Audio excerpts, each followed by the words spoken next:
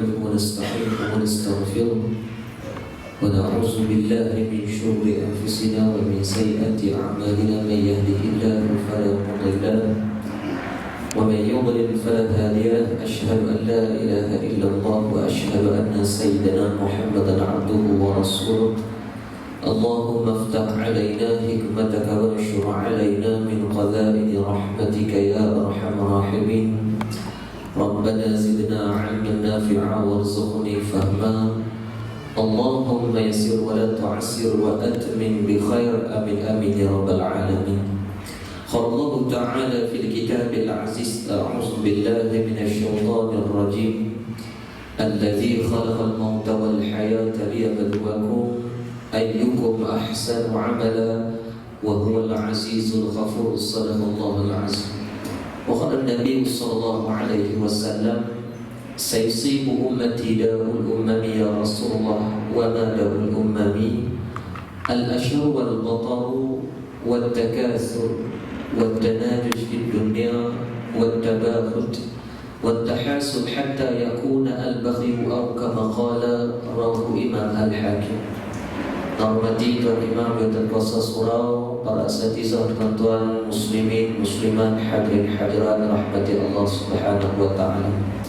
Pertamanya mohon maaf atas kelewatan yang tak upaya nak buat apalah.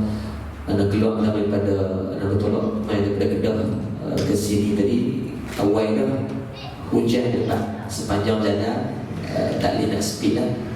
Mohon maaf, moga-moga setiap saat yang tuan-tuan tunggu tadi dihitung sebagai satu amal saleh dan setiap daripada hujan yang turun menjadi asbab kepada kebaikan kepada kita semua di hadapan Allah nanti insya-Allah.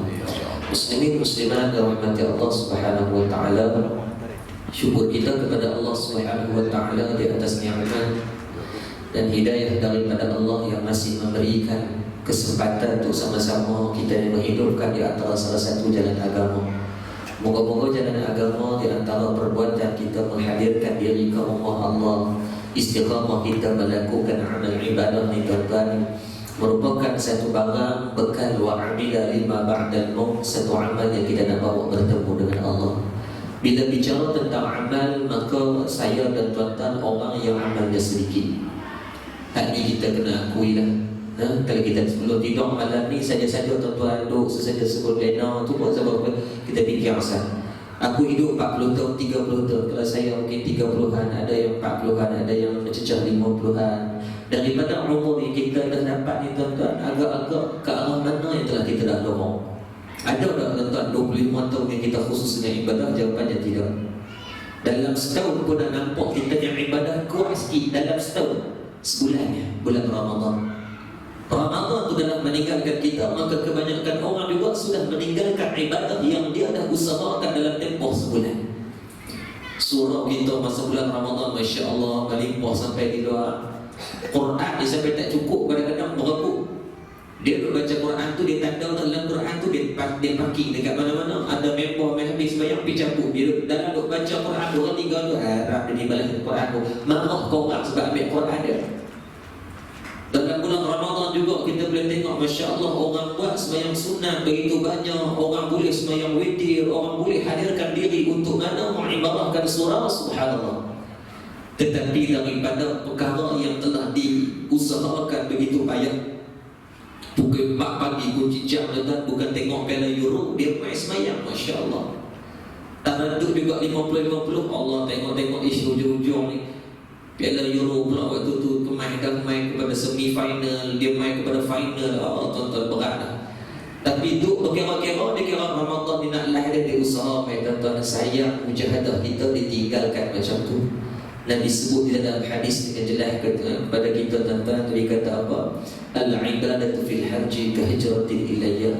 Orang yang bermujahadah bersusah payah di atas jalan ibadah kahijratin ilayya, seperti mana ini pahala yang digajarkan ke atas orang tersebut kahijratin ilayya, seperti berhijrah kepada Rasulullah SAW. Pahala yang kata Syekh Rami Zamzam dalam kitab 40 hadis peristiwa akhir zaman, dia terjemahkan hadis kahijratin ilayya ini dengan apa? Seperti pahala yang digajarkan kepada golongan muhajirin meninggalkan kota Mekah nak menyelamatkan akhirat, bawa diri ke kota Madinah. Dan dalam keadaan seperti mana Suhaib Ar-Rumi dan Abu Bakar As-Siddiq, sahabat-sahabat Nabi radhiyallahu anhum yang mereka meninggalkan sekalian bentuk material mereka, harta benda mereka di Mekah semata-mata nak menyelamatkan akhirat. Maka kata Nabi, inilah ganjaran yang dikurniakan kepada orang yang bermujahadah. Maka moga-moga pertemuan kita malam ni beroleh pada jalan mujahadah itu insya-Allah. Muslimin muslimat rahmati Allah. InsyaAllah kesempatan masa yang ada kita ambil dalam 40 minit sebagai dalam badak yang kata tuan. Mungkin esok pada berehat-rehat. Jadi insyaAllah mungkin 9 lebih kita berhenti. Dan saya ambil satu hadis Nabi SAW di dalam kitab Al-Adab. Tentu kitab ni saya pun baru nak baca di beberapa buah surau di sekitar Sungai Tani, di Kedah dan Pulau Pinang. Satu kitab yang sangat comel untuk tuan-tuan cari dan beli untuk baca. Kitab nama dia Al-Adab, kulit kain hijau. Dan dalam tu ulama kita menghimpunkan hadis-hadis tentang adab dalam Islam, daripada sekecil-kecil adab sampai sebesar-besar adab. Hatta kalau kita tengok ilmu adab ni di antara ilmu yang siapa ajar? Nabi SAW. Ilmu adab juga disebut sebagai ilmu tasawuf. Dan ilmu adab juga disebut sebagai ilmu suluk ataupun disebut sebagai ilmu hati. Maka alangkah peliknya kita ada golongan-golongan tertentu yang menolak ilmu adab ni. Golongan-golongan tertentu yang tidak menerima ilmu tasawuf. Pelik kata. Sedangkan kalau kita tengok dalam kitab Sahih Bukhari, Al-Imam Al-Bukhari rahimahullah ta'ala menggarap kitab Sahih Bukhari. Dalam tu ada 7,000 hadis. Imam Bukhari hafal lebih daripada itu lagi. Dari riwayat sebut dia menghafal lebih daripada 100,000 hadis yang sahih dan lebih daripada 100,000 hadis yang dhaif. Tetapi Al-Imam Al-Bukhari tersangat berhati-hati dia tuan-tuan. Dia karang kitab Sahih Bukhari ini dia cuma memasukkan 7,000 hadis daripada beratus ribu yang dia hafal. Sebab apa? Requirement ataupun syarat-syarat yang nak dimasukkan, mana-mana hadis yang nak dimasukkan dalam Sahih Bukhari ini terlalu tinggi. Terlalu tinggi. Hatta kalau ada seorang perawi yang dia ini pernah meriwayatkan hadis yang dia terlupa dan sebagainya, maka hadis tidak akan dimasuk. Maka 7,000 hadis yang dimasukkan dalam Sahih Bukhari ini tuan-tuan, 5,000 hadis lebih hadis yang tidak berulang-ulang. Kalau kita buka dalam Sahih Bukhari, antaranya kita hari ini kitab yang masyhur sampai hari ini antaranya Fathul Bari yang disyarahkan oleh Imam Ibn Hajar Al-Asqalani. Dan maka dalam kitab Sahih Bukhari ini 5,000 lebih hadis yang tidak berulang-ulang. Lagi 2,000 lebih kurang itu yang berulang dari segi matan yang lebih kurang sama ataupun perawi yang berbeza. Dalam Sahih Bukhari pula ulama kita ambil pula hadis-hadis daripada Sahih Bukhari, dia karang kitab Adabul Mufrad, yakni adab-adab dalam Islam, yang ni yang dipanggil ilmu tasawuf. Permulaan hadis dalam Sahih Bukhari itu banyak hadis-hadis yang mengajarkan kita di antara 100 hadis awal tentang adab. Tiba-tiba pelik kita ada manusia yang mereka ini menolak ilmu tentang tasawuf dan adab ni. Allah na'udzubillah min dzalik. Moga Allah melihara kita semua insya-Allah. Berlapang dada itu adalah jalan yang terbaik. Ingat bila dibangkitkan soal khilafiyah, soal-soal khilaf, maka bila main dalam jalan soal khilaf, kita semua, saya dan tuan-tuan, kita orang awam, saya bukan ulama juga, jadi kita jalan yang selamat berlapang dada. Dalam bab usul, bila mana bab khilaf, jangan disimpul dengan ikat mati. Itu kaedahnya. Bab khilaf jangan disimpul dengan ikat mati. Maksudnya apa? Jangan kita nak minta orang ikut kita, dan jangan kita pula memaksa orang, memaksa diri untuk ikut orang. Berpeganglah di atas mana hujah yang kita dah ada. Itu je. Tak setuju baca Yasin malam Jumaat, anda tak solat baca surah, maka jangan kamu marah orang yang baca, sebab dia isu khilafiyah. Yang salah di mana? Oh, kalau i'tiqad kata malam Jumaat kena baca Yasin, itu tak boleh. Tapi kalau mereka sekadar melakukan satu perbuatan nak mengajak masyarakat kurang-kurang seminggu, boleh juga baca Quran. Yasin tu di antara surah Al-Quran. Kalau tak baca tu pakai tak baca terus, memang sungguh. Memang sungguh kalau tak baca Yasin malam Jumaat, cuba tengok berapa ramai dalam kalangan kita yang pakai tak baca terus Quran. Maka ulama kita mengambil satu surah yang sangat dekat dengan masyarakat. dibacakan pada setiap malam Jumaat, bukan di atas i'tikad, tetapi nak mengajarkan masyarakat mengambil faedah pada surah Yasin yang begitu banyak fadilat yang disebut di dalam hadis. Senang. Dia kata tak sampai kepada semati, hang tak sampai, mau baca tu tak mau baca untuk diri sendiri. Dia tak sejuk tahlil, dia kata tahlil di mana boleh kepada semati, hang tak mau, niat untuk diri sendiri, sudah selesai masalah. Dia dah bid'ah masuk dalam neraka, suka neraka syurga, mokpok dia punya, suka padat orang nak bagi siapa masuk, dia pengen kunci, hang masuk, hang tak payah masuk, aku masuk syurga, hampa neraka belaka. La ilaha illallah. Sedangkan berdiri di atas satu akhirat yang sama, la ilaha illallah, tapi boleh pula dia nak select orang kot ni, dia nak masuk orang kot ni. Nabi diutuskan lam yakun fahishan wala mutafahishan. Nabi tak mencari kecelakaan pada diri orang, tetapi Nabi memperbaiki. Cuba cari titik di mana titik persamaan. Yang kira semua orang salah, dia seorang betul. Dengan tadi berlaku. Maka ingat, bila khilafiyah, jangan khilaf ni jangan simpul dengan ikat mati. Itu kaedah yang ulama kita, ulama sunnah wal jamaah letakkan. Maksudnya mungkin dia tak setuju dengan kita, tak apa, kita berlapang dada, silakan tafadhal masykurah, buat yang kamu nak. Tetapi jangan kamu minta orang pula paksa untuk ikut apa yang kamu faham. Maka dalam kitab Adabul Mufrad ini dalam mengajarkan hadis-hadis tentang adab juga. Maka dalam kitab Al-Adab ni yang paling latest, ulama kita karang kitab dan himpunkan hadis-hadis yang basic tentang adab-adab, diterjemahkan dalam bahasa Melayu cantik lah. Hadis yang satu hadis-hadis dalam Sahih Imam Muslim yang disyarahkan oleh Imam Nawawi rahimahullah taala. Hadis ini daripada Sayyidina Anas bin Malik radhiyallahu anhu, seorang sahabat Nabi yang kira-kira bila disebutkan nama semua orang dah kenal dah, bahawa dia ni di antara sahabat yang masyhur dalam bidang hadis. Sayyidina Anas bin Malik dia masuk Islam. Ketika masuk Islam, dia berjumpa dengan Nabi SAW dalam peristiwa hijrah. Suatu mana beliau berumur, kata lalu sebut 8 hingga 9 tahun, kecil lagi lah, budak-budak lagi. Kalau kita ni baru dah 3 dan 4, jumpa dengan Nabi waktu tu. Nabi masuk kota Madinah, dia dengan ibu dia Ummu Sulaim menanti kehadiran Nabi. Maka bila mak dia jumpa dengan baginda Nabi SAW, maka ibu Sayyidina Anas bin Malik minta Rasulullah SAW berdoa kepada Sayyidina Anas bin Malik. Tuan-tuan, ini satu sunnah tuan-tuan. Tuan-tuan tengok jadual surah SPEA, surah Putra Al-Amin ni, dan jadualnya sentiasa ada program-program yang jemput ulama-ulama. Maka apalah kiranya sangat tuan-tuan kita ambil peruntukan masa malam tu, kita atur jadual untuk anak-anak juga.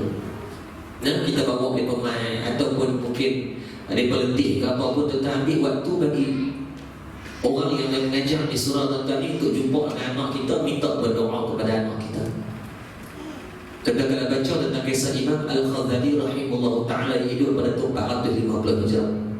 Ayah Imam Al-Ghazali bukan seorang yang alim, dia seorang yang suka mengaji saja, bukan ulama besar, tak ada.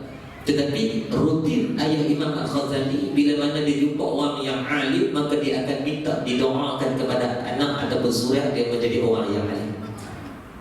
Dan Allah memakbulkan doa yang mana Wallahu a'lam, dan Allah jadikan memang anak adik-beradik Imam Ghazali, dia dua beradik, dia dan abang dia dua alim. Sama kita jumpa nanti saya ni bukan orang alim, cari banyak kita tengok gambar-gambar, subhanallah, apa salahnya minta didoakan kat anak kita. Itu satu sunnah yang Nabi SAW buat. Dan sebab tu banyak kita buka dalam bab doa Nabi, doa Nabi. Banyak doa Nabi, doa kepada Sayyidina Anas bin Malik, Nabi doa kepada Sayyidina Abi Hurairah, dan sahabat Nabi berdoa kepada budak-budak yang lalu baik. Dan Nabi pernah jumpa seorang budak tengah menangis, Nabi doa dekat dia, masya-Allah. Dan sebab doa ni kita nampak dari simpel, tetapi dia ada kekuatan dia. Dan mudahnya menjadikan ayat ni tak. Ayat ni kita tengok satu makhluk Allah yang tidak ada akal. Itu kita faham.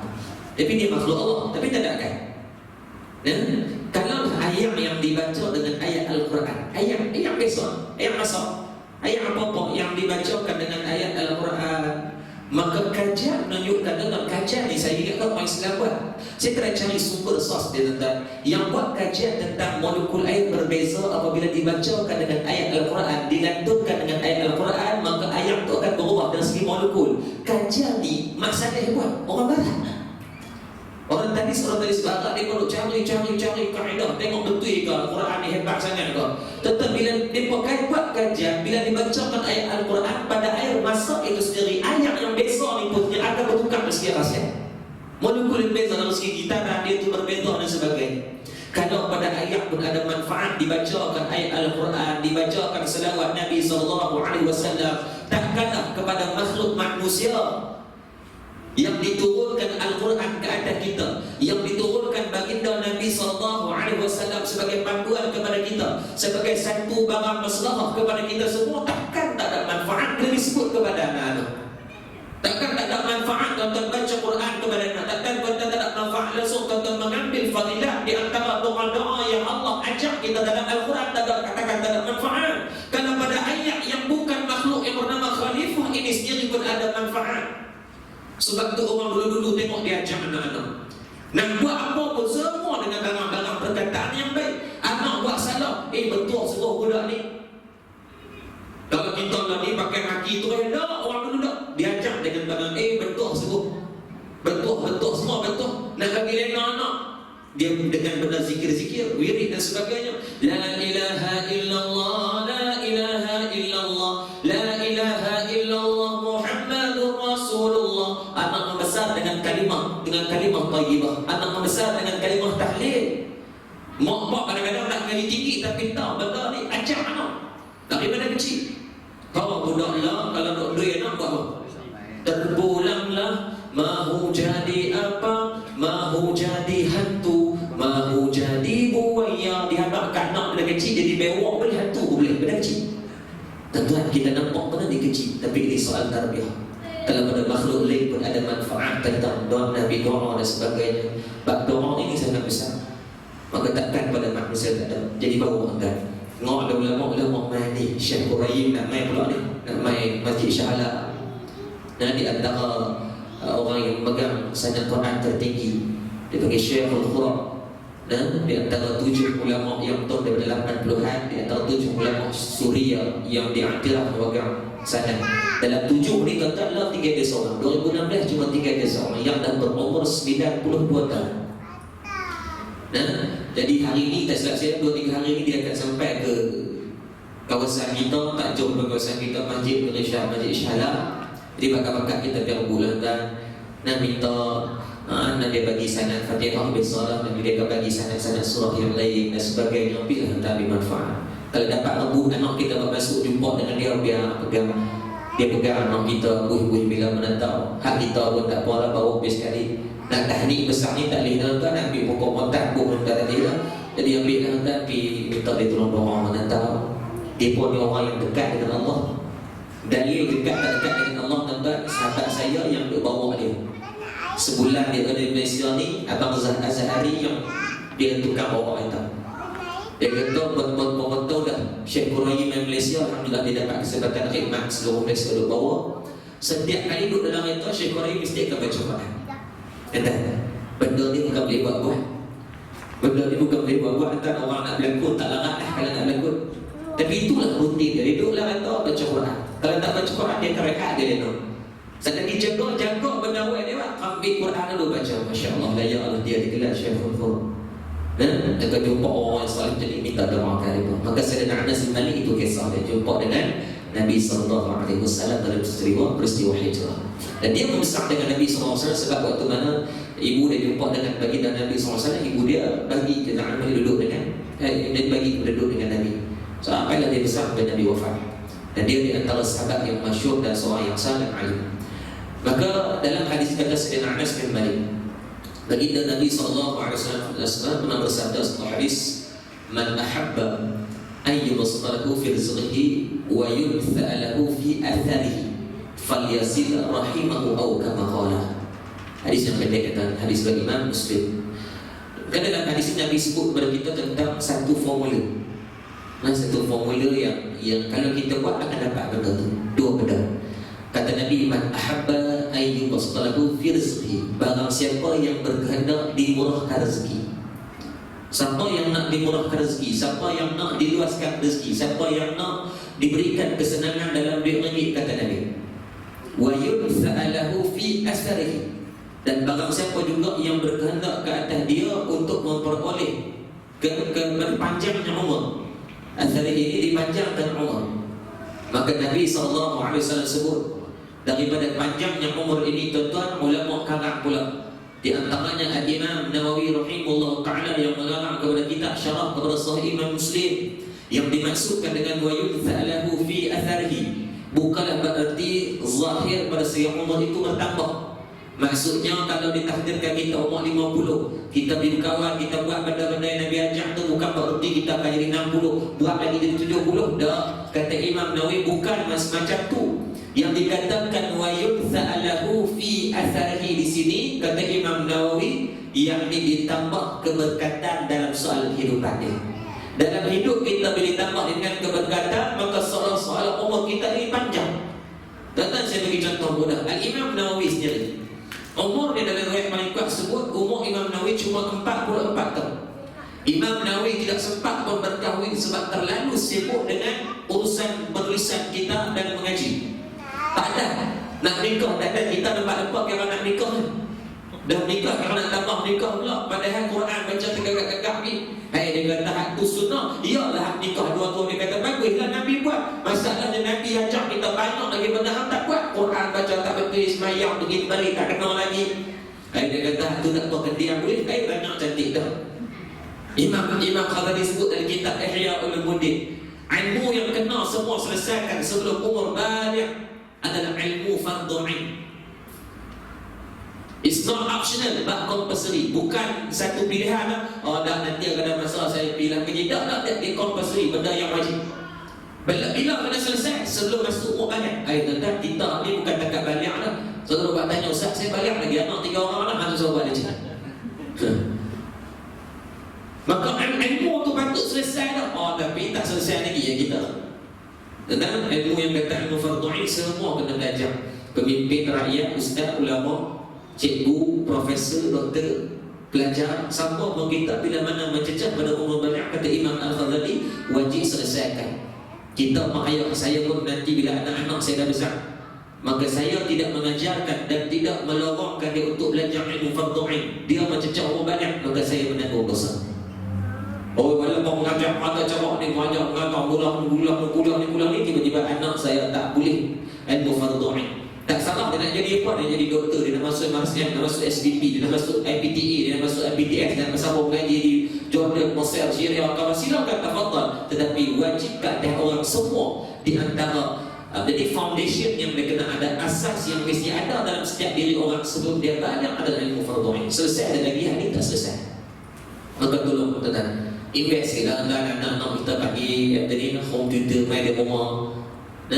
Minta kepada sedap dia tolong ajar ilmu fardhu ain, Quran. Ilmu tajwid tak wajib belajar, tetapi kalau kita baca Quran salah wajib kena belajar. Macam mana nak baca betul Quran, kena ilmu tajwid ke? Jadi untuk kita jadi wajib balik. Ada orang Arab yang dia boleh baca Quran tak salah, tanya ilmu tajwid, ada yang dia tak erti sangat, tetapi bacaan dia betul, maka kata dia tak baca ilmu tajwid kalau dia baca betul.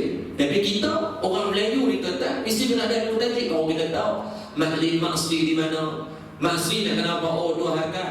Mak wajib di mana? Mak wajib apa nak kena baca? Maka kita perlu kepada asas ilmu tajwid untuk membetulkan Al-Quran. Maka waktu tu jatuh hukum wajib ke atas kita. Dan ada orang yang dia tak ngaji, bab rukun-rukun semayang, tapi dia duduk semayang, dia duduk belajar, dia jadi reti. Maka dia tak wajib dah belajar tu sebab dia semayang betul tak? Betul itu di mana? Nak ukur dia atas dengan ilmu dan perbuatan dia pun. Tapi bagi kita yang semua termasuk saya bercakap atas jalan mengaji, tak ada pilihan. Bagi kita banyak, kita tengok ada budak-budak MPT yang kita tengok dia mungkin boleh mengajar dia rumah, invest kita tuan-tuan, dan boleh nak jawab depan Allah Subhanahu Wa Taala. Maka Imam Nawawi tak sempat menikah, meninggal pada umur yang muda, 44 tahun ni kira muda lah tuan-tuan. 44 tahun ni muda. Di zaman Imam Nawawi dia meninggal umur 44. Imam Nawawi hidup pada dalam di antaranya disebut tahun 600 Hijrah lebih. Kira-kira lebih kurang 800 tahun yang lepas. Walaupun dengan peringkat umur yang muda beliau wafat. Wafat ni mati lah. Dalam bahasa Arab dia panggil wafat, dalam bahasa Melayu mati. Baru ni bila mana arwah Tuan Guru Haji Saleh meninggal dunia, dia pun buat ucapan lah kewafatan semua. Ada juga orang jadi mangkuk ayun ni tuan-tuan. Dia kata mana boleh buka untuk guru istilah wafat. Dia kata wafat tu untuk Nabi. Dan kita kata dia tak nak guna wafat ni. Buat apa dia kata mana boleh. Walaupun dia tutup guru tak boleh guna istilah wafat tu tinggi sangat khas untuk Nabi. Dah kita kena nak guna apa? Kena guna istilah meninggal ataupun mati. Lalu kita tanya dia wafat maksud apa? Wafat tak tahu, tapi wafat ni satu tingkatan yang tinggi kepada orang yang dah mati. Oh, kita kata wafat maksud apa? Cuba buka kamus. Wafat tu maksud mati dalam bahasa Arab. Ada kata orang bagaimana? Bodoh tak nak tukar kan? Tapi orang tu lah nak tinggal juga. Ini masalah dia. Sama macam baru Ustaz Fahul Majah, dia baca kitab Al-Adab. Dalam tu ajar tentang hadis yang banyak hadis-hadis dia mungkin tak pernah jumpa. Dia mengajar di ATM. Dia mesej lah sebab saya mengajar di surau tu juga. Sebab dia tahu saya nampak ada Ustaz Fahul Majah ni. Dia kata Ustaz mana boleh ini dia kata jadi Ustaz Fahul Majah guna hujah mana kitab-kitab tu semua, perbuatan-perbuatan, amalan-amalan tu buat benda tu. Dia kata mana boleh buat benda-benda yang Nabi tak ajar. Saya kata saya panggil lah doktor tahu mana kata bantu saya. Dia kata Ustaz bermain dalil di mana. Saya pun bagi kitab Al-Adab, kitab Arabnya bersih macam ni. Dia kata dia kata saya boleh dari mana boleh baca kitab Arab. Tak boleh baca kitab Arab dia amat tu kan. Ustaz Fahul Majah dia lughah. Di Mesir ambil lughah bahasa Arab. Jadi bila dia baca kitab Arab tu, kefahaman dia bertanya dengan saya yang bukan lughah jauh beda. Jadi saya kata saya tak pernah jumpa, tapi Ustaz Fahul Majah bagi nama kitab tu saya buka memang tu ada. Dia kata dia tak pernah jumpa sebab doktor bidang lain, doktor baca bab lain tak boleh kami memperakui bidang doktor, tapi doktor kena akui bahawa bidang dia yang dia pandai. Maka Imam Nawawi dalam keadaan wafat ni mudah, tapi meninggalkan kalam yang begitu banyak. Tuan-tuan boleh bayang dah 800 tahun dia wafat, sampai hari ni orang duk baca kitab Matan Arba'in. Tuan-tuan cari di sekitar Putrajaya ni saja berapa puluh surau dan masjid yang masih membaca kitab Matan Arba'in. Bila habis diulang, habis diulang, habis diulang. Saya duduk di Azhar sama dibacakan kitab Matan Arba'in. Kita pergi di Madinah tengok akan ada ruak-ruak yang dibacakan Matan Arba'in. Kita pergi di Masjidil Haram di Bumi Mekah dibacakan kitab Matan Arba'in. Maka setiap perkataan yang dibacakan pahala sampai kepada Al-Imam Nawawi rahimahullahu ta'ala. Maka yang ni yang dikatakan ditambah wa yunza lahu fi athari, kata Imam Nawawi, pada umur dia dicampak keberkatan.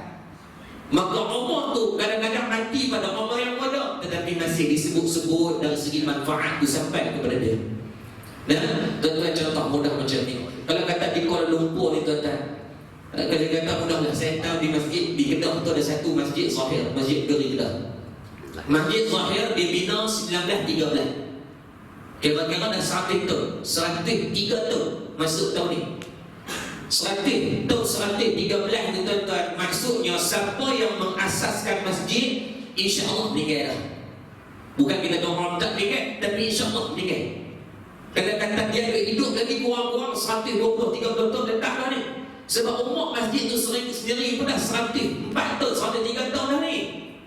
Maka tuan-tuan, siapa yang mengasaskan masjid? Dulu waktu nak buat masjid ada orang yang bagi idea. Dia mungkin tengok orang Islam dah ramai kat sekitar ada sekat tu tuan-tuan, maka dia fikir tak ada pun rumah ibadah tu nak sembahyang, tak ada pun masjid. Dia mengeluarkan idea. Jom kita buat masjid lah, pakat-pakat sana tu ada tanah saya tu saya nak wakaf nak buat masjid. Dia wakafkan tanah atau dia sekadar mengeluarkan idea. Orang pakat bincang disebabkan idea dia tuan-tuan. Sampai hari ni orang nak pergi semayang, orang semayang maghrib tadi, lah orang nak semayang isyak, pahala sampai kepada dia walaupun dia dah meninggal lama dah. Dalam masa yang sama, waktu mana dikeluarkan idea, kawan itu buat keluar idea, lepas buat keluar idea, meninggal terus, pahala sampai. Waktu tu dulu ada orang yang cek dia ada duit ringgit sikit, dia kata tak apa, saya nak wakaf untuk saya nak bina tanah. Masya Allah tuan-tuan, sampai hari ni siapa yang berwakaf, siapa yang sedekah, siapa yang mengeluarkan duit ringgit, pahala berterusan sampai hari itu confirm dah, kata Nabi. Ada orang yang waktu mana nak buat masjid tu duit ringgit tak ada, Allah duit ni tak ada tuan-tuan, cari bawah tikar seduit pun tak ada. Tak ada, memang tak ada semua. Dia nak makan pun tak ada, tapi teringin nak nyembah. Maka dia buat apa? Dia tanya bila nak buat masjid. Dia kata kita nak pegang tanah dulu bila? Minggu depan hari Sabtu. Dia pun duk cek jadual. Dia kata cantik lah, saya pun hari tu saya boleh korban dan sehari untuk saya main tolong kita pakai cerah tanah bagi elok. Hari Sabtu tu dia pun bawa lah tuan-tuan cangkui, dia bawa golok, dia bawa dia kata 3 orang KL pergi apa? Kalau Kedah bagi dacik. Oh dacik, bawa dacik, pahala sampai hari kita Kedah. Allahu Akbar. Ada orang pada 3 orang KL pergi apa? Baca Allah datang lah. Yang haji tu balik saya Google lah sekali. Tuan-tuan, kawan tu dia nak bagi duit tak tahu. Dia nak bagi idea dia tak pandai. Dia nak bagi wakaf nama, benda dia tak tahu. Dia sekadar datang bagi masa, dia main tolong cangkui tanah, dia main tolong kerak pokok. Waktu yang dia luangkan cuma 15 minit daripada seumur hidup yang berapa puluh tahun Allah kurniakan. Asbab 15 minit ini wa yudsa'alahu fi asarihi. Allah menambah keberkatan pada umur hidup dia yang mungkin dia ini mishmashita fa innaka mayitun. Dia cuma hidup 40 tahun dan meninggal dunia, tetapi tuan-tuan pahala sampai dekat dia dah 100 tahun lebih dah. Sebab perbuatan dia main tolong cangkui, dia main tolong pecah tanah. Hal tu je tuan-tuan, subhanallah. Ni tuan-tuan ni depa ni rakan-rakan media kita nak main rakam ni tuan-tuan. Rakam kami depa main korban 2 jam 3 jam tadi. Nak beli peralatan sikit dan siapa yang menyumbang sikit itu semua pakat-pakat dapat belakang. Maka dalam YouTube mungkin saya mati, mereka bakal mati bila wallahu a'lam. Barang ni akan rosak. Tetapi tuan-tuan, video yang ada dalam Facebook dan sebagainya akan kekal mungkin sampai bila wallahu a'lam. Maka akan ada orang bertengok dah, akan ada. Kita tengok video tu sentiasa akan ada view yang baru 800 view. 800 banyak tuan-tuan. Ada yang 200 view pun banyak. Nak cari pergi cerita ke orang 200 orang, siapa nak dengar kan? Bila orang tengok dia tak sampai lah. Mana kan saya nak ceramah 10 orang pun tak tahu, dia angkat tunggu bibuang keluar pada datang. Maka benda-benda ni dah kata wa yudsa'alahu fi asarihi. Barang kadang-kadang hidup tak panjang tapi manfaatnya banyak. Tuan-tuan, kita di mana saja-saja tengok, cari tengok. Nah, keberkatan umur hidup kita ni tuan-tuan agak-agak di mana. Kalau kita mati malam ni, barang manfaat apa kita nak bagi kepada orang? Kita mati malam ni tuan-tuan, agak-agak manfaat apa kita tinggalkan kepada orang? Kita mati malam ni, agak-agak barang kebaikan apa yang kita dah wasiatkan waktu yang kita hidup tuan-tuan. Saja-saja balik cek. Maka satu kaedah kata Nabi, nak dimurahkan rezeki, nak dipanjangkan umur, Nabi kata fal yasil rahimahu, hubungkan silaturahim. Muslimin muslimat yang dirahmati Allah Subhanahu wa taala. Malam ni kita semua yang masing-masing ada masalah berlaku. Kita ada masalah dengan orang ada masalah dengan kita. Ada orang yang ada masalah dengan orang lain asbab dengan jalan hutang. Memang hutang kita tuan-tuan. Kita ni tuan-tuan bengkok hati tak ingat. Hantar mesej kat dia sedia-sedia tak balas telefon, tak pernah berangkat. Jumpa di pejabat ni tuan-tuan, dia rasa tak bersalah, kita pula rasa bersalah. Tuan-tuan sebut bab hutang ni tuan-tuan, Allah tuan-tuan. Mana-mana orang yang terlibat dengan hutang, tolong selesaikan. Dalam Sahih Bukhari dalam bab doa qabla salam, Nabi pernah berdoa, Allahumma inni a'udzu bika min 'adzabil qabr wa a'udzu bika min fitnatil masiihid dajjal wa a'udzu bika min fitnatil mahya wa fitnatil mamat. Allahumma inni a'udzu bika minal ma'thami wal makhraj. Yang terakhir Nabi kata apa? Allahumma inni a'udzu bika minal ma'thami. Ya Allah, aku mohon perlindungan daripada ma'thami, perbuatan dosa atau maksiat, wal makhraj, dan hutang yang tertunggak. Sahabat faqala lahu qailun, sahabat tanya Nabi, ya Rasulullah, ma akthar ma tasta'idhu minal makhraj. Wahai Rasulullah, kenapa banyak kamu ini minta perlindungan daripada hutang yang tertunggak? Kata Nabi, inna rajul hurrima haddatsa fakadzdzaba. Sungguhnya seorang yang berhutang itu dia sangat cenderung untuk bercakap bohong. Dia dan Nabi sebut ni, orang nak berhutang ni dia suka cakap bohong. Member nak pinjam duit kat kita atau kita nak pinjam duit ke orang, waktu nak pinjam tu waktu mana, macam mana perkataan dia. Mula-mula biasanya dia kono cerita nak bagi sedap asal. Dia kata aku gerak dekat bos aku, bengok. Tak pasal-pasal bos kena bengok. Dah orang kan dia tak tahu lepas raya ni orang nak pakai duit, nak bayar sewa, nak ni semua dia duk buat. Dia duk buat, orang bagi kena bagi bengok. Kalau orang sendiri bagi buat lambat. Dia buat selalu isu orang nak pakai duit. Hari tu janji dia. Oh, dia kata kadang-kadang benda tu berlaku tak apa, dia takut tak berlaku. Kan dia akan bohong. Sebab apa? Nak bagi main rasa simpati. Dia cerita-cerita kita puasa hidup lain tu dekat kesian dia ni, dia nak potong, dia nak makan apa, hak bos ni pun tak patut. Jadi jadilah dia kata hang lah member dunia akhirat aku tak ada orang lain lah. Tentang waktu tu dan jadi member dunia akhirat tu tak bijak. Tak nampak lain aku bangun-bangun pagi pun nampak muka hang yang nak selesai masalah aku. Tuan-tuan, dan bila senang haram tak pernah tengok lah. Waktu nak pinjam duit tuan tengok nanti ajak kita ni betul tak betul. Tuan-tuan pejak tuan-tuan ni fikir siapa nak pinjam duit kita, tengok berkataan dia nak pinjam duit macam mana. Allah tuan-tuan, dia pernah orang main time kuliah pun tak, dia mesej dia telefon, saya kata ada duit ada tapi duit kedai. Saya kata saya buka kedai, dia nak main, dia minta nak pinjam duit. Saya kata duit kedai saya tak nak bagi walaupun kedai kita, sebab kita kira mencuri duit syarikat sendiri kan. Dia kata ustaz saya pinjam saya, kita dalih balik tak libat, kita tahu kesiankan dia sakit dia pinjam jadi dia tak bayar, jadi masalah antara hubungan saya dengan dia. Tak boleh kita nak lepas dan saya nak pergi ngajak malam tu pergi maghrib, tengok dia siap dah ada wali ke apa siapa datang tadi. Dia tahu kita kuliah dekat mana, dia sampai aware pada kita lagi. Kita turun-turun kita, dia sambut siap cium tangan ni. Tak bunyi, tak ada pinjam duit sama saya. Tak boleh pinjam duit dia dan akak je tu. Nanti nak ajak ni. Inna rajul khurima haddatha fakadzab. Betul ke? Allah dia memang jumpa kita tonton yang terselok. Allah pada main dia apa ni. Jadi kita tak mau saya kita dia mula ayat mula tu teringat gua ustaz. Teringat kat kita apa tuan. Sebelum ni tak mau nak teringat gua kata mesej pun tak pada. Time tu teringat cium tangan ni tadi. Bunyi ni tu nya. Allah lekat ayat ni. Tak apa lah lepas tu selesai apa semua saya kata dalam hati duk kempis tak boleh tahu payah kena bagi juga. Dia pun kata tak apa macam ni. Ustaz jangan risau, dia kata. Saya gaji masuk 24, dia kata waktu tu 16 bulan. Tuan-tuan mesej tu ada lagi. Dia tak nak tengok lagi boleh. Cerita dia lama dah tahun lepas ni. Dia kata ustaz minggu ni 16 bulan. Minggu depan 24. Gaji saya masuk ya. Account ustaz saya transfer dulu. Kalau boleh tu waktu tu. Dia kata kazak ni. Dia kata waktu tu kalau boleh ustaz, sebelum masuk akaun saya transfer dulu ke ustaz. Tujuh kan. Kita kena dengar orang dia pada masuknya lebih daripada negara lagi biasa. Dia kata sebelum gaji tu masuk ke dalam transit ke akaun dia tu nak bubuhkan saya dulu. Kemah gila dia ni. Saya pun kata tak apa lah, tak ada bagi dia tak apa. Bayang balik cepat mungkin sudah lah. Bagi dia kata. Tuan-tuan 24 hari bulan Mei tak ada mesej apa pun tak bunyi.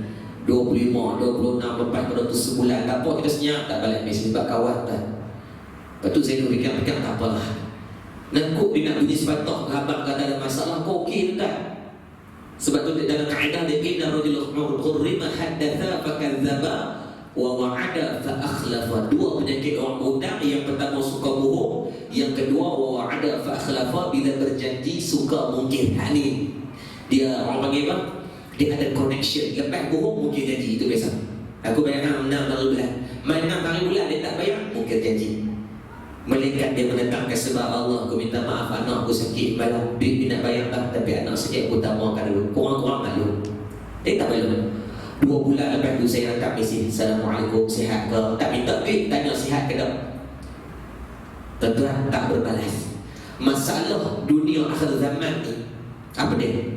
Bila WhatsApp ni tuan-tuan, bila dibaca di net ada biru dua ketik. Satu orang kata kalau biru ni buat berkelai dia kan. Memang hukum berkelai hukum tuan. Dia kalau tak mau bayar jangan baca. Kita tak sakit hati dia nak kata kelambu TNG tu kan. Dan kita dia tak baca ikut. Ni masalah hantar-hantar tak ada sebenarnya tu pelebuk nak kata kalau biru masuk dia baca. Yang gerak dia kata dia nak typing dah tu.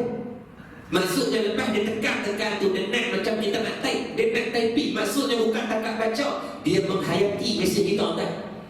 Cuma mungkin tak terlafaz nak balas atau terus hilang macam tu. Hampir dekat 10 kali dah dalam bentuk dia hantar.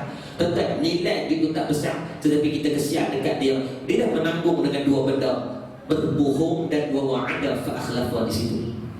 Sebab tu tuan-tuan kita yang malam ni ada masalah belakang dalam bab ni. Sama ada kita berhutang dengan orang dan kita hutang dengan kita. Maka malam ni cuba sama-sama saya dan tuan-tuan kita belajar satu benda. Nafal yasil rahim, hubungkan silaturahim dengan cara cuba maafkan orang. Kalau tak hutang 1-2 kita halaikan, tak apa tuan. Sebab kita yakin kita yang main juga, kita ada berhutang dengan orang dengan nilai yang kecil-kecil yang kita tak sedar. Contoh kadang-kadang zaman sekolah kita ambil barang yang aku pinjam kan, Maggi kita pinjam, aku pinjam Maggi yang kan. Tentang bila tuan bayar plate Maggi tu kan, ubat gigi, pinjam ubat gigi tentang di sekolah tu kan. Pinjam ubat gigi sikit tuan, bila kita ambil ubat gigi kita prosok balik, masuk dalam bekas ubat gigi ni tuan. Dok. Barang-barang yang kecil ni kadang-kadang ni tuan dah jadi darah daging kita kadang-kadang. Maka mula pada kita start tengok, cuba maafkan orang lain, moga Allah selesaikan masalah orang yang kita pula. Tuan baru ni ada seorang hamba Allah yang tadi yang dia cerita tentang masalah hubungan dia kan. Dia ni orang yang cerdik lah, kita kenal dia pun, dia ni orang yang zaman kerja dia ni orang yang apa ni, grade tinggi lah, grade 54. Hebat orang yang education. Dia bila dia pencet dia macam ngaji, dia tak buat apa dah. Alhamdulillah, baguslah. Satu hari dia main dalam keadaan dia bercerita balik masalah. Dia kata dia ada 2 anak ni macam berkelahi ya tuan, macam bergaduh ya. Sampai dia kata saya kadang-kadang duk fikir dia pun sebab tak ada sebab gaduh. Dia ni orang yang pandai, dia tak marah anak dia tak maki anak dia panggil dia pada soal tu. Panggil adik dengan abang ni main tak depan dia tanya balik dia. Hampa duk keli ni sebab apa? Tanya dia. Ya, dia tanya dia. Yang abang ni pun tak bagi jawapan, adik tak bagi jawapan. Dia tanya abang hang duk berkeli dengan adik hang tu, dia tu siapa dia? Yang abang dia jawab dia adik saya. Tanya adik pula yang hang duk berkeli dengan abang ni siapa dia? Dia abang saya. Hampa ni siapa? Adik. Dah hampa duk berkeli sampai setia duk di meja makan, berkeli tengok televisyen, berkeli semua kerja bagaimana berkeli. Dan lebih pada kucing dengan dia anjing kat dulu dia buat perumpamaan kucing dengan anjing. Lah kucing dengan anjing tak berkeli dah kan. Tetapi tengok dia tong-tong sampah. Kucing duduk dalam, anjing tu di bawah. Mereka mula bekerja sama dah. Ada tasamuh dah. Hak yang berkeli tak biar orang ni. Diorang kan berkeli sampai tak tahu punca. Yang ayah ni pun tak tahu, dia pun tak tahu punca apa, anak-anak pun tak tahu punca apa. Bila tanya masalah apa, dia pun tak boleh nak jawab. Cuma yang bagusnya Pak Long ni tuan-tuan, dia ni orang yang dia fikir semua benda ni ada asbabnya. Semua benda dia fikir ada asbab. Cuma dia bila dia jumpa tu, dia tanya balik, dia kata, Ustaz, adakah sebab anak saya kerja berkeli ni ada sebab daripada perbuatan saya? Dia fikir macam situ. Dia kata sebab anak dia berkeli, hari dia ada main punca daripada dia. Dan dia buat berarti tak mungkin. Dia pun fikir lama, dia fikir, dia kata saya ada masalah dengan abang saya. Itu cerita ni siapa cerita? Ustaz Syamsuri cerita. Yang Allah ni main jumpa dengan Ustaz Syamsuri. Ustaz Syamsuri bila nasihatkan dia, mungkin ada. Dia pun fikir lama, dia kata Ustaz, saya ada masalah dengan abang kandung saya. Dia pun cerita, dia kata Ustaz, dulu zaman kami kecil, mak kami meninggal waktu kami kecil. Bila mak meninggal, bapak kami kahwin baru. Bila bapak kahwin baru sedang memantau ni, mak tiri itulah yang duk jaga mak ayah dan bapak kami. Allah takdirkan bapak kami kena angin ahmar, stroke. Dan habis di badan ni tuan kolap. Jadi bapak ni berbelah tu duk terbaring di atas katil, mak ni ada jaga, mak tiri tu. Sampai dia anak-anak dia tu kami duk tengok mak ni jaga ni bapak kami, ish kami tak mampu buat. Tak panggil mak tiri dah, panggil mak sebab kasih kepada mak ni lebih dah, banyak dah. Tengok pada mak korban duk jaga bapak mereka ni dalam keadaan yang macam tu. Allah takdirkan 18 tahun lepas bapak ni koma, bukan koma, dia jadi stroke ni tuan-tuan. Bapak ni pun meninggal. Dia pun dah besar bila. Bila bapak ni meninggal, bapak tinggal lah kereta dan rumah dengan tanah. Tak ada lah banyak, mana hatu je. Tahun 90-an tuan-tuan, lama dah. Zaman tu nilai harga tak mahal pun rumah dengan tanah tu. Jadi dia yang dia cerita ni, dia di nombor 2. Dia pangkat dengan adik-adik dia berkata tak apalah, rumah dengan tanah tu kita beda bagi hadiah dekat mak tiri kita. Kalau nak ikut ni, bukan galang ganti, nak ganti daripada dia punya khidmat jaga bapak kita ni, bukan galang ganti. Bukan bayaran pun tak boleh nak bayar dengan nilai dia tu tuan. Cuba bayangkan tuan nak upah mik jaga budak-budak pun lah 3-400. Jaga budak nak jaga orang tua-tua, wallahu alam mesti nilai jauh lebih besar. Kalau kata sebulan 1,000 tuan bayar, Kalau kata setahun dah berapa puluh ribu, dah kata 12,000. 12,000 kali dengan 18 tahun, tuan-tuan, Allahu Akbar, dekat 300,000, 200,000 dah kot tu saja. Nak kena upah kepada mak tiri yang tolong jaga bapak mereka sakit ni. Jadi dia kata bagi rumah dengan tanah ni hadiah kepada Tuhan kita banyak. Kita dapat 2 bahagian. Tapi hadiah dekat mak tiri ni beda sebagai ganti dia, ganjaran dia, upah tolong jaga bapak kita. Dia pun tak ada siapa dah. Tuan-tuan, abang dia tak setuju. Abang dia nak tanah tu, mana boleh bagi dekat mak tiri. Duk berkeli tak selesai, mak tiri ni pun makan hati lah. Tuan tengok anak-anak dia berkeli, walaupun anak tiri dia bawa dia keluar. Adik dia pun hilang sabab, dia pun tinggi suara sikit, tak sembang lah daripada dengan abang dia. Daripada start tarik daripada tu, tak sembang lah, sampailah yang selah ni lah berapa puluh tahun, 20 tahun lebih. Anak dia pun besar. Dia kata adakah sebab punca dulu ni, kalau dia ikut hukum bukan salah dia, bukan salah dia. Dan abang salah abang dia pun tak juga, itu hak dia. Cuma segi etikanya betul ke dia. Tuan-tuan, dia kata adakah sebab tu yang buat anak dia berkeli. Ustaz Syamsul kata apa? Dia kata mungkin itu dia pun lala tu start kereta dia penerah ke rumah abang dia. Bukan je tuan, tapi main dengan hati dia tak sedap tuan, dia jadi besar. Tak nak sembang. Dia start tapi jumpa abang dia. Berhenti kereta, abang tu tengok, dia perhati ujung-ujung mata, dia tahu tu adik dia. Wah, dia buang dia mahal tu. Adik dia pun turun tu kereta main, masuklah rumah. Peluk dia dari bila tepi tu peluk. Dia buka mulut dia kata, abang adik minta maaf. Abang ni pun walaupun duk marah, dia bukan marah tak mana 20 tahun dah tuan. Kadang-kadang duk teringat kat adik dia besar sekali keluar tu rahim tuan. Bila adik dia buka mulut main peluk macam tu, dia pun surrender. Dia pun kata minta maaf balik. Dia pun selesaikan masalah dia pada waktu tu tuan. Selesai. Dia balik di rumah. Bila dia balik di rumah, dia kata satu benda yang dia tengok, benarlah janji Allah. Dia kata bila kita memperbaiki hubungan kita ni, Allah memperbaiki sekalian hubungan kita dengan makhluk yang lain. Anak yang ada di rumah ni tuan-tuan, yang duk besar setiap masa bergaduh berkelahi ni tuan-tuan, tiba-tiba tak gaduh. Padahal anak di rumah, dia kata anak dia tak pernah tengok pun. Anak ni tak tahu pun kata dia pergi selesaikan masalah dengan isteri dia pun tak tahu. On spontan, on the spot. Bila sebut-sebut tu dia terus tak ada pihak tu je. Dia tak buat pun press conference. Kalau aku tak promote dalam akhbar berita harian ke. Tak ada. Dia dengan abang dia tak tahu. Tapi bila balik dia rumah on the spot, anak yang macam tu bergaduh ni tuan-tuan, tiba-tiba tak bergaduh dah, boleh duduk baik hang aku dan sebagainya. Dia duduk perhati lah. Dia kata satu, dia kata subhanallah, dia kata maha suci Allah. Tu je dia kata. Bila dia perbaiki hubungan dia dengan manusia, dia kata Allah memperbaiki sekalian hubungan dia dengan anak-anak dan isteri dan sebagainya. Lepas tu tuan-tuan, kadang-kadang anak kita hari ni sebab apa payah nak sembahyang. Susah sangat tuan. Kita ni kadang-kadang rasa malu dengan anak kita. Kita mulut duk main jaga sembahyang jemaah. Bukan dekat hitam dia ni, hitam dalam muka-muka dah sembahyang. Mulut duk jaga sembahyang, tapi anak di rumah cukup penyegar nak sembahyang. Kita kadang-kadang habis bahasa nak kena nasihatkan sembahyang tu penting. Dok juga. Dan kita ada dia sembahyang awal. Dan kita tak ada dia balik kata hujung-hujung waktu. Dan lebih teruk tak sembahyang terus. Kadang-kadang kita tak fikir apa pun nasihat tuan. Kadang-kadang mungkin Allah nak datangkan dia tu sebagai penasihat secara fi'li kepada kita. Apa maksud dia? Tuan-tuan cek balik zaman muda kita. Mungkin belum ada, mungkin ada solat yang belum kita khada solat kita dengan Allah. Anak kita, isteri kita payah tutup aurat. Kita cek balik zaman muda kita macam mana tuan. Hari ni anak kita kalau pergi sekolah, cikgu setia ni buat anak akhlak tak elok, adab tak comel, segan masuk kelas. Tuan-tuan cek balik tuan-tuan, lepas kita sekolah, berapa ramai yang dicari guru-guru kita minta maaf cara personal dengan mereka. Kita tak buat tuan. Kita tahu habis SPM, habis zaman kita SRP dulu kira merdeka. Waktu belajar berapa banyak hati cikgu kita kecilkan hati mereka.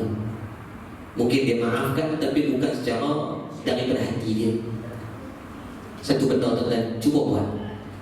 Saya pernah belajar anak murid, kalau ada mak ayah yang buat macam ni, saya cukup sangat appreciate harga dia kan. Benda ni model tak banyak. Tuan-tuan pergi esok sekolah, hari Isnin di sekolah tu tak ambil nombor guru kelas anak-anak kita. Simpan dalam handphone. Seminggu sekali tuan-tuan duduk di pejabat, tuan-tuan hantar mesej, Assalamualaikum cikgu, saya nama sekian-sekian, waris sekian-sekian. Nah, jadi saya minta maaf wakil kepada anak saya, kok anak saya ada masalah. Saya izinkan cikgu buatlah, ajar dia didik macam anak cikgu. Tuan-tuan cuma hantar mesej macam tu kat cikgu-cikgu tadi. Tanya siapa yang duk jadi kerja cikgu ni. Agak-agak kalau waris hantar macam tu, kita dengan anak dia agak-agak macam mana hubungan. Tuan-tuan kena faham, dia pun mengajar dalam kelas tu ada 3-40 orang. Dia nak belakan rasa tanggungjawab tu tuan-tuan, tak boleh lah sebab manusia, bukan robot. Maka setiap guru dia akan ada anak murid yang favourite. Tuan-tuan boleh bayang tak kalau setiap minggu kita hantar mesej macam tu? Maksudnya kita seolah-olah ambil berat pasal anak kita. InsyaAllah kalau saya sebagai seorang guru, saya akan ambil berat pasal anak tuan-tuan lebih daripada murid-murid yang lain. Kalau tanya soalan, saya akan tanya pada anak tuan-tuan. Kalau ada anak tuan-tuan tak main, saya akan tanya, awak dia tak main? Tuan-tuan, Allah, cikgu ni abang pula sila telefon tanya macam mana, cikgu contoh dia macam ni. Anak kita balik di rumah, dia tak datang, kita tanya dia, awak buat macam tu di sekolah. Tuan-tuan, anak kita akan rasa apa? Kita ambil berat pasal dia. Hari ni dia tak bawa buku tuan-tuan. Tengok-tengok dia tak ada cerita, tak ada siapa cerita, kita buka mulut ni awak di sekolah tadi tak bawa buku. Tuan-tuan, anak kita, bapak aku ni tahu mana? Tuan-tuan agak-agak esok dia beringat, tuan-tuan, dia akan beringat. Cikgu tambah lagi lagi terbabak pada awak tadi melawan cakap cikgu nasihat tu sebab betul. Tuan-tuan, dia tak rasa. Tuan-tuan benda ni senang, buat mudah. Tuan-tuan saya cakap sebab kita pernah mengajar orang, tuan-tuan cuba buat. Saya pun insyaAllah kalau anak saya start sekolah, saya nak buat trend macam tu.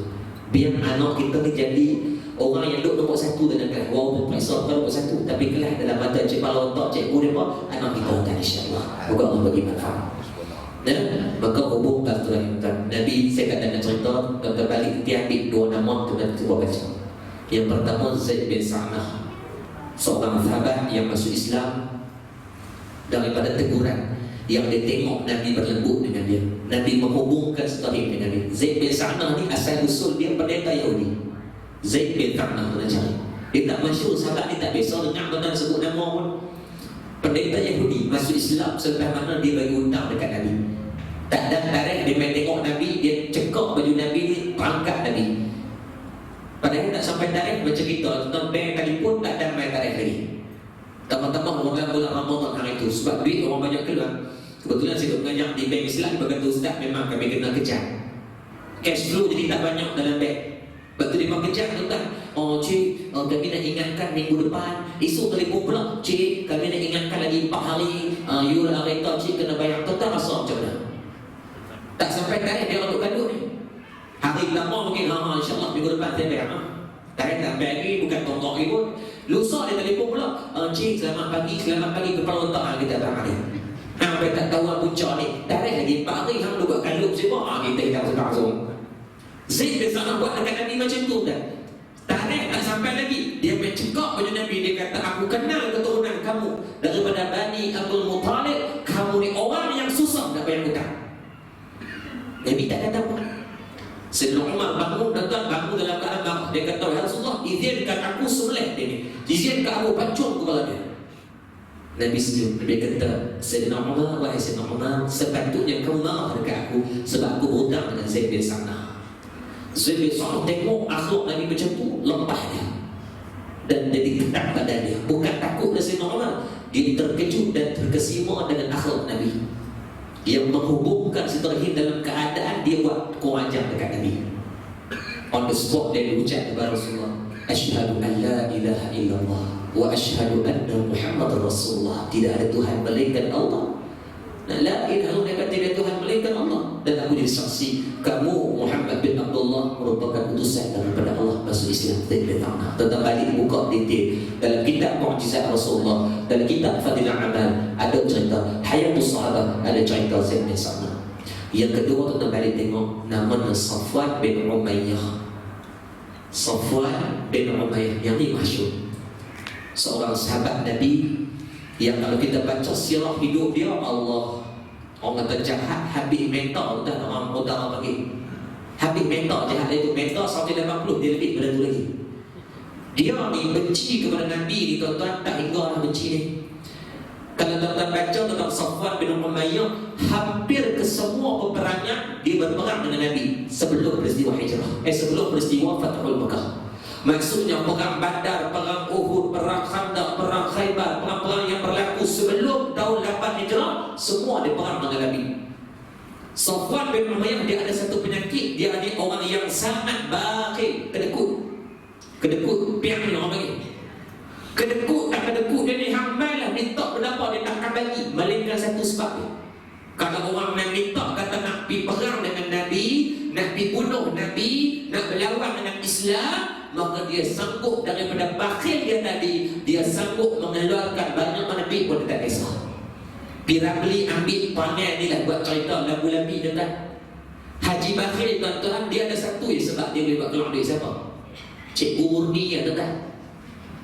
Dia kata orang lain main lah, 2 orang main tuan-tuan, memang cerita ni kami bela anak yatim, susah kami nak buat ni, dia buat demam korok. Tuan-tuan ni betul ni, tuan-tuan Piramli dia tadi baca Safwan bin Umayyah nak rasa tuan-tuan. Main 2 orang duduk di tepi pegang kepala, duk buat ni tak pandai pun dia kata tak, ni demam dia tengok demam kus-kus ke apa dia bantu. Lepas dia suruh Nabi buka peti dia kan ambil banyak, bagi sakit entah, dia kata apa, budak-budak tak boleh pegang ambil banyak. Main Cikgu Murni 1000 cash tuan, dia kata budak-budak kena pegang ambil banyak. Ni dia pakai pik dia. Safwan bin macam tu, dia benda lain meminta taubat dia tak bagi tuan. Dengan kata musuh dengan Islam, dengan kata nak dibunuh Nabi, buat Allah banyak mana pun tak apa. Ni Safwan bin Umayyah sebelum masuk Islam, bunuh para sahabat, rampai harta para sahabat, pulau Islam selama 3 tahun sebelum berlaku peristiwa hijrah. Ni di antara petuk ayah dia ni. Jadi kepala family kan waktu Nabi Mekah, dia pemimpin dalam kalangan puak-puak Quraisy dan juga puak-puak musyrikin ni. Dalam perang Uhud yang menumpaskan umat Islam 70 orang syuhada, dia di antara pembesar dengan Khalid Al-Walid yang memimpin tentera dalam medan Uhud. Dalam perang Khandaq juga dia di antara orang yang mengeluarkan harta yang banyak. Tetapi dalam peristiwa hijrah, dalam peristiwa Fathul Makkah yang berlaku pada tahun 8 Hijrah selepas kemenangan umat Islam dalam perang Khaybar, umat Islam masuk kota Makkah dalam keadaan 10,000 tentera Islam yang tidak berlaku walaupun sedikit pertumpahan darah. Sebab apa? Puak-puak musyrikin ni takut bakal lari selera, lari mata tuan-tuan. Sayyidina Umar radhiyallahu anhu, sepupu kepada Safwan bin Umayyah, tengok tentera Islam yang masuk dalam keadaan yang begitu hebat, dia surrender. Dia tahu kata Nabi ni walakin ya'fu yasfahu, Nabi seorang yang sangat suka memaafkan orang lain. Dia pergi jumpa Nabi, dia kata, wahai Rasulullah, aku dah masuk Islam. Dia mengucapkan kalimah syahadah di hadapan, maka dia masuk Islam. Dia kata, wahai Rasulullah, aku ada sepupu namanya Safwan bin Umayyah. Nabi kenal tentang nama Safwan bin Umayyah, Nabi kenal. Dia kata, sepupu aku dah melarikan diri, nak bunuh diri di Jeddah. Maka Nabi kata kepada Sayyidina Umar, kamu pergi panggil balik Safwan bin Umayyah main ke Mekah, aku takkan apa-apakan dia. Dan itu Nabi. Sayyidina Umar yang waktu tu jadi 50-50, betul ke nak pilih, Nabi buka serban Nabi. Nabi kata, ni jaminan keamanan yang aku bagi kepada dia. Segera dia lari pilihkan sepupu dia Safwan bin Umayyah. Bila jumpa, dia kata, wahai Safwan, baliklah ke Mekah, Nabi menjamin keamanan kamu. Dan tunjuk ni serban Nabi bagi. Yang kata hebatnya Nabi SAW, bukan terkenal mulianya akhlak dan benarnya percakapan dengan kalangan sahabat, malah musuh pun tahu kata Nabi ni orang yang cakap tu kan. Safwan berani meluat habis mental dah kat Nabi, tapi dengar kata Nabi bagi jaminan keamanan, dia balik, dia percaya perkataan Nabi. Hak ni kita kena betul kan, kena belajar balik ni.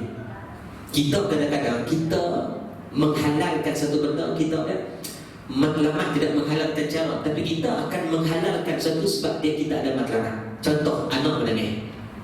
Tuan-tuan pagi esok tuan-tuan nak keluar kerja, anak jaga awal pagi esok, dia yang nak ikut. Kadang-kadang kita, saya dan tuan-tuan, kita duk buat benda ni tanpa sedar. Kita nak lepas diri, nak keluar pergi tempat kerja bagi cepat, saya sangkut je. Anak duk nangis, kita akan kata apa kat dia? Diam-diam, saya lagi bapak balik, bapak beli mainan. Saya lagi bapak balik, bapak beli ceklat. Bapak beli ceklat, kalau orang kena semua ceklat kata dah. Jadi bagi apa cekedi. Kau cekedi bukan dah apa? Tidak. Bahasa apa? Bagi apa? Jajan. Jajan. Jajan tak kelak dia. Gula-gula. Orang kena semua kelak ke tak? Kopok lekor berkopok. Kopok kering berkopok. Kopok berkopok. Jadi kita janji kedai ni lagi jadi ayah balik sini beli jajan ke jijal ke ikut bandar anda. Tetap kadang-kadang kita nak melepas diri, berkata nak melepas diri bagi kita. Allah aku sagi kalau aku tak buat macam tu, dia dah dipanjang cerita. Kita bukan aja. Kita tak berhajat pun nak beli benda tu tak ada. Sebab perkataan kita ni sekadar nak melepaskan diri. Bagi kita tak apa. Kita ada matlamat nak kerja yang lebih besar untuk cara rezeki untuk anak-anak kita. Jadi kita bohong dia tu menghalalkan matlamat kita tadi. Uniknya budak-budak ni tuan-tuan, memori dia besar. Setiap benda yang kita janji mereka dia sangat cepatkan. Kita dah tambah amal semua malam ni macam Imam Syafi'i, tapi tak macam Imam Syafi'i pun. Tak ada keluar surah lupa dah cerita apa. Anak kita cepat ingat. Sebab tu kita tengok budak-budak kalau tuan-tuan padatkan jadual dia untuk pergi mengaji, dia boleh dapat. Ada budak yang saya tengok sahabat-sahabat yang duduk di Mesir, 6-7 bulan budak-budak itu membesar dengan orang Arab, dia boleh cakap bahasa Arab lebih fasih daripada kita. Sebab memori dia kosong, dia insert banyak. Masuk berbanding dengan kita yang perlu berjalan hafalan. Budak tak? Dia dengar. Kita kata kalau kita tak ingat dah, kita boleh ajar letih kita. Anak dah tunggu. Dia main kat kita, dia kata apa? Jajah dari mana jajah? Kopok dari mana kopok?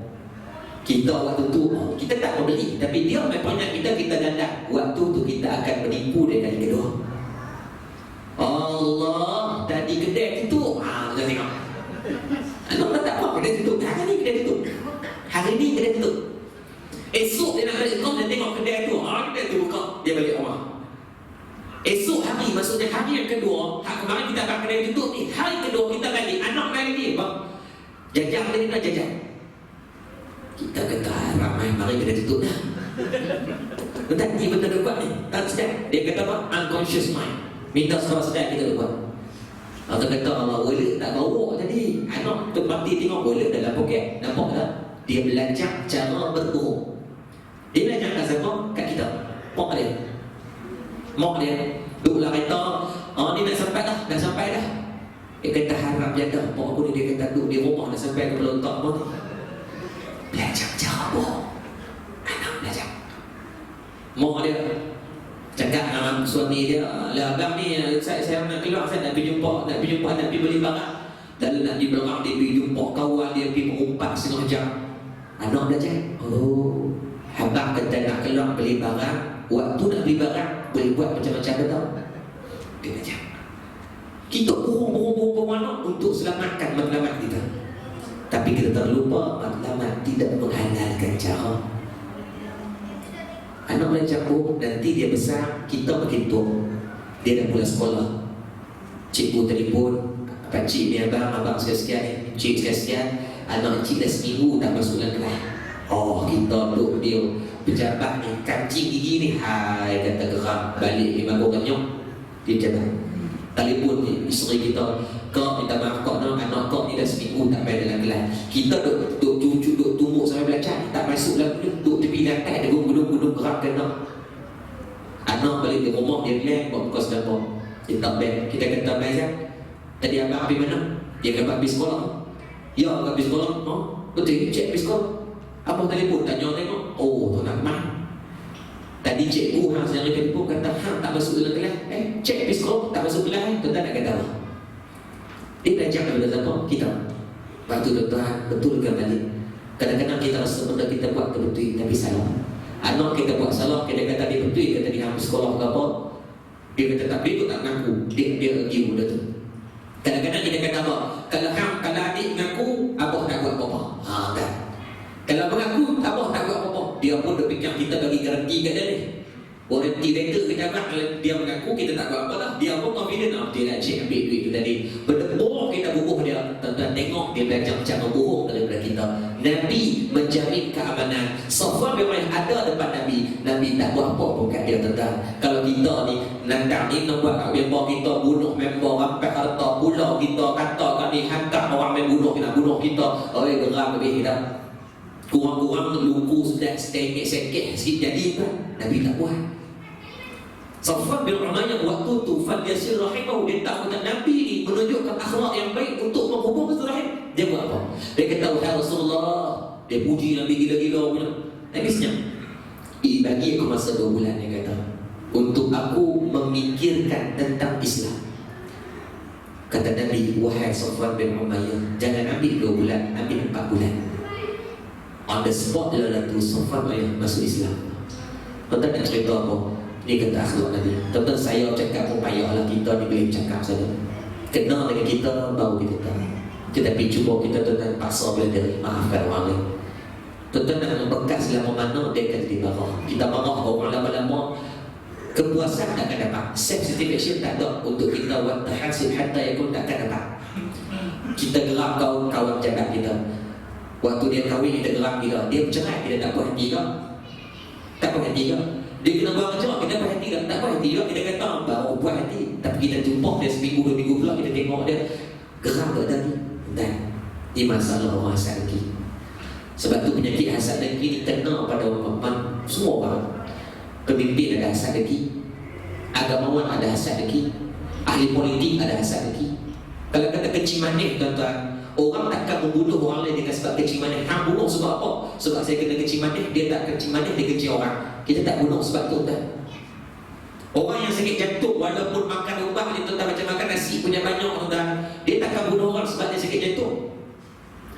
Orang yang ada penyakit apa, kanser, dia tahap 4 dah, tak boleh kemoterapi apa tak boleh buat kan, dia tak bunuh orang lagi. Tetapi bila hasad dengki, boleh bunuh di antara saudara sekalian, boleh hantar santau di antara adik-beradik, mak boleh hantar ke anak, anak boleh hantar ke ayah, ayah hantar ke isteri, isteri hantar ke suami. Sebab apa? Satu penyakit, hasad dengki. Maka penyelesaian yang kata Nabi, falyasir rahimahu, hubungkan silaturahim. Tak rugi, tuan-tuan, kita merendah diri, buang ego, minta maaf ke orang walaupun bukan salah kita. Dapat 2 pahala, merendahkan ego, hubungkan silaturahim. Daripada tuan-tuan nak membekah begitu lama, tak payah tak lama mana. 2 bulan Syawal ni bulan 6, bulan Syawal tak berapa hari lagi, hubungkan balik yang mana ada masalah dan sebagainya. Moga-moga Allah memberikan manfaat kita semua. Dan mohon maaf lagi, insyaAllah kita berhenti dulu. Dan moga-moga pertemuan kita memberikan manfaat dalam tempoh sejam lebih kurang ni. Dan mohon maaf break sampai 9.40. Dan jadi tuan-tuan, insyaAllah kita doakan sama-sama semua yang hadir malam ini bagi kesihatan yang baik, rezeki anak-anak yang soleh-soleh, insyaAllah. Dan jadi yang baik semua daripada Allah, atas kelemahan di atas segala nikmat ilmu yang bercakap. Mohon maaf kalau ada kekasaran bahasa, tertinggi suara, terkata pada benar pihak itu kelemahan dilakukan. Hadza wabillahi taufik. Assalamualaikum warahmatullahi taala wabarakatuh. A'udzu billahi samil alim. Bismillahirrahmanirrahim. Alhamdulillahi rabbil alamin wa bihi nasta'in wassalatu wassalamu ala asyrafil anbiya wal mursalin wa ala alihi wa ashabihi ajma'in. Ya Allah, ya Tuhan kami, ampunkan dosa-dosa kami, ya Allah, dosa kedua ibu dan ayah kami, ya Allah, dosa guru-guru kami, dosa isteri dan anak-anak kami, dosa pemimpin-pemimpin kami, jiran tetangga kami, sama ada yang kami sedara atau kami tak sedara, ya Allah. Ya Latif, lembutkan hati kami, ya Allah. Hati kami keras dengan dosa dan maksiat yang telah kami lakukan, ya Allah. Ya Allah, kalau kami masih mempunyai kedua ibu dan ayah kami, maka izinkan kami berbuat dan berbakti kepada mereka, ya Allah. Perelakkan akhlak kami di hadapan mereka, lunak rendahkan suara kami sewaktu kami bercakap dengan mereka. Ada perkataan dan perbuatan kami yang telah melukakan hati mereka, maka izinkan kami mohon kemaafan kepada kedua ibu dan ayah kami dengan segera. Kami bimbang dengan kerana kami menangguh perbuatan itu, ya Allah, maka anak-anak kami kelak akan melakukan keadaan yang sama yang telah kami lakukan kepada kedua ibu dan ayah kami, ya Allah. Ya Allah, kalau mak dan ayah kami telah meninggal dunia, maka permudahkanlah urusan dunia dan akhirat ke atas mereka, ya Allah. Lapangkan kubur mereka, ya Allah. Kasihanlah mereka, ya Allah. Kasihanilah mereka seperti mereka mengasihani sewaktu kami kecil, ya Allah. Ya Allah, sebab mana mereka hidup kami tidak sempat balas kebaikan mereka, maka janganlah kau gugurkan nama-nama ibu dan ayah kami dalam doa harian kami, ya Allah. Jadikanlah mereka dalam kalangan umat baginda Nabi SAW yang layak akan mereka menerima syafaat baginda kelak, ya Allah. Ya Allah, ada dalam kalangan dengan kami yang hadir malam ini yang sakit, maka sembuhkanlah penyakit-penyakit kami ya Allah. Ada dalam kalangan kami yang jahil dan kefahaman ilmu kepada kami ya Allah. Ada dalam kalangan kami yang masih ada anak isteri dan masyarakat kami yang meledakkan aurat, maka kurniakan taufik hidayah kepada kami, keluarga serta masyarakat kami ya Allah. Ada dalam kalangan kami ya Allah yang masih memutuskan hubungan silaturahim, yang masih terlibat dengan kezaliman, yang makan daripada harta yang haram, riba dan rasuah syubhat, maka izinkan kami bertaubat kepadamu ya Allah. Hubungkan kembali silaturahim bersama kami ya Allah. Ya Allah, pada bulan lepas ya Allah, bulan Ramadan, kami banyak melakukan ibadah, kami banyak membaca Al-Quran, kami banyak sembahyang sunat, kami banyak sembahyang di awal waktu dan berjemaah. Maka pada bulan Syawal ini ya Allah, janganlah kami meninggalkan amal yang telah kami usahakan sepanjang bulan Ramadan ya Allah. Kekal dan istiqamahkan hati-hati kami dengan perbuatan dan amalan tersebut ya Allah. Ya Allah, bagi kami yang belum habiskan puasa 6, maka izinlah kesempatan untuk kami habiskan ya Allah. Kami peroleh ganjaran sempurna berpuasa sempurna sepanjang tahun ya Allah. Rabbana atina fid dunya hasanah wa fil akhirati hasanah wa qina adzabannar. Walhamdulillahi rabbil alamin. Taqabbalallahu minkum minna wa minkum taqabbal ya karim. Assalamualaikum warahmatullahi taala wabarakatuh.